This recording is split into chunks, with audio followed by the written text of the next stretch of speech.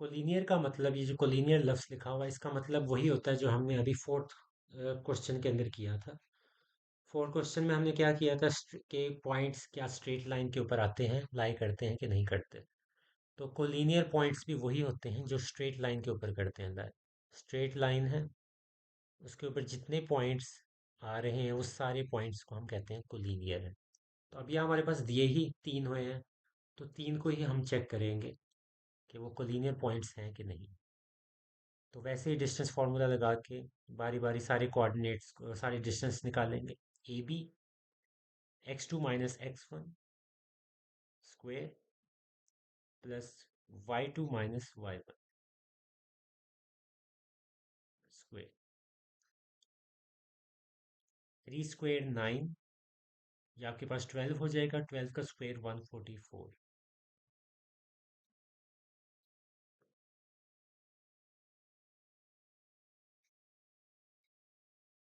तो आपके पास 153 का स्क्वेयर रूट हो गया।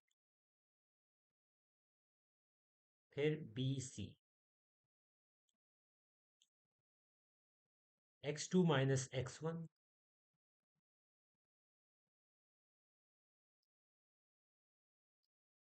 y2 - y1।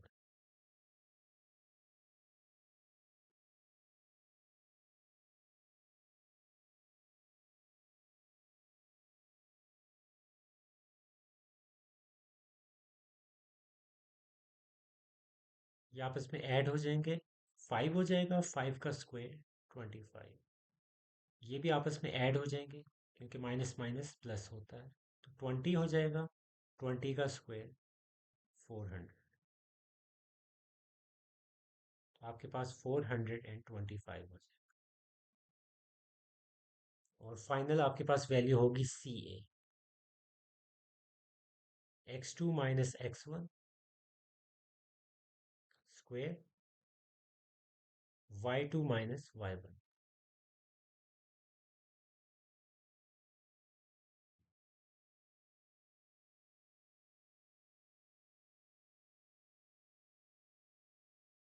ये आपके पास 8 हो जाएगा। 8 का स्क्वायर 64।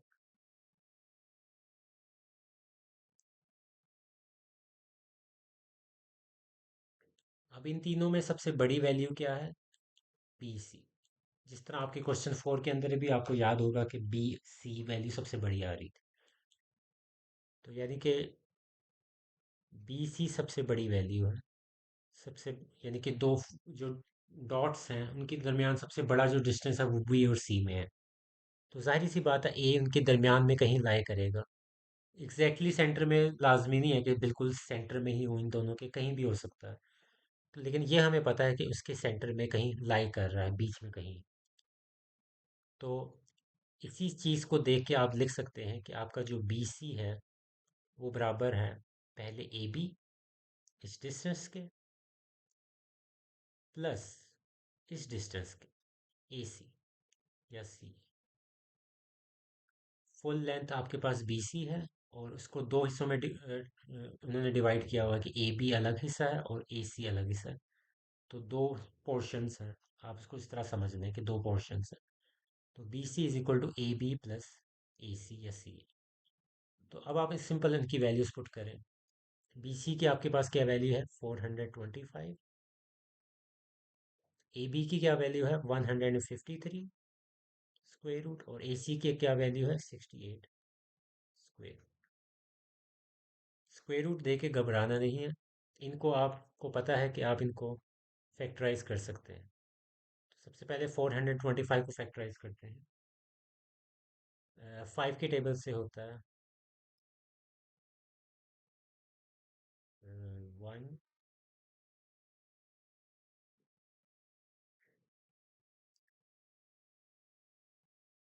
तो इसको मैं लिख सकता हूँ, ये आपके पास पेयर किसका बन रहा है? 5 का।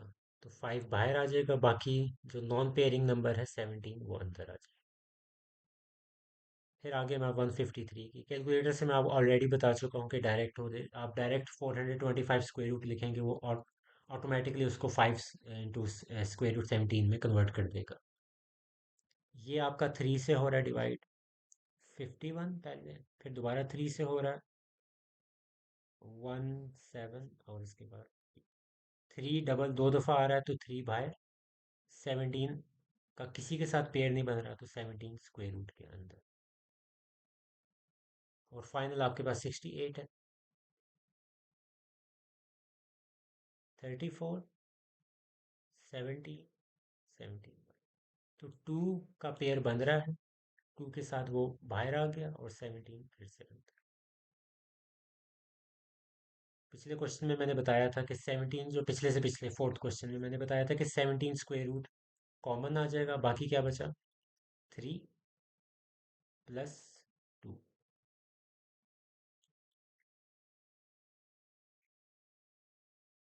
तो ये 3 + 2 5 हो जाएगा और 17 स्क्वायर रूट एज इट। तो आपकी left hand side right hand side के बराबर यहाँ भी आ गई। तो इसका मतलब कि ये वाले पॉइंट्स भी कोलिनियर हैं, और ये वाले पॉइंट्स कोलिनियर है तो मतलब क्या है कि स्ट्रेट लाइन के ऊपर लाई कर। तो इसमें आप आखिर में आप लिखेंगे the points are collinear.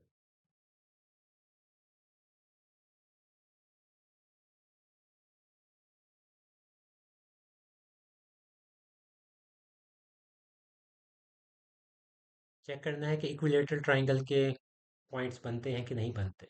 Equilateral triangle में वही बात है जो हमने पहले क्वेश्चन में पढ़ा था कि इक्विलेटरल ट्राइंगल वो होता है जिसकी सारी साइड्स इक्वल होती हैं, बराबर होती हैं। तो ओ ए डिस्टेंस जो आएगा वो बराबर होना चाहिए ए बी डिस्टेंस के, और वो बराबर होना चाहिए ओ बी डिस्टेंस के, यानी कि तीन डिस्टेंस आप निकालेंगे वो तीनों के तीनों बराबर होने चाहिए। एक भी डिस्टेंस बराबर नहीं है, फॉर एग्जांपल अगर आपने ओ ए निकाला है और उसके बाद ए बी निकाला है और वो बराबर नहीं है तो आप वहीं रुक जाएंगे और कह देंगे कि आपका जो ये है ट्राइंगल इक्विलेटरल नहीं है। तो सबसे पहले ओ ए निकालते हैं। x2 - x1 square plus y2 - y1 square square root.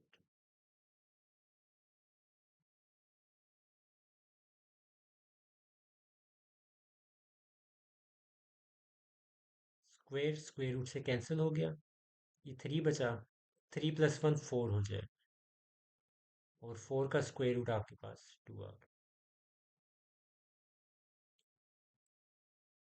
Next आपके पास ए बी, x2 - x1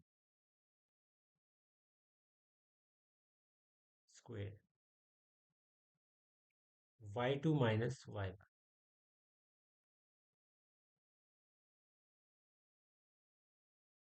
0 4। ये -2 हो जाएगा, -2 का स्क्वायर 4 ही होता है।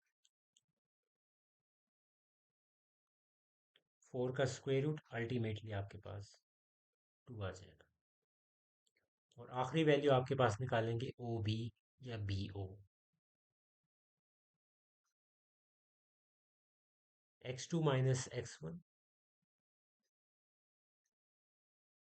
स्क्वायर y2 - y1 स्क्वायर और ऊपर स्क्वायर।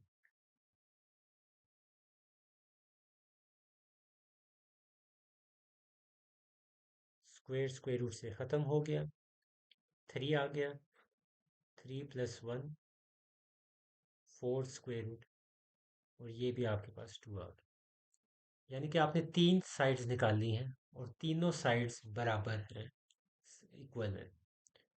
तो आप कहेंगे द ट्राइंगल इज इक्विलेटरल। तीन पॉइंट्स हैं, इसका मतलब कि ट्राइंगल तो बन ही रही है, लेकिन क्योंकि उनकी साइड्स भी बराबर हैं इस वजह से ट्राइंगल आपकी जो है वो इक्विलेटरल है।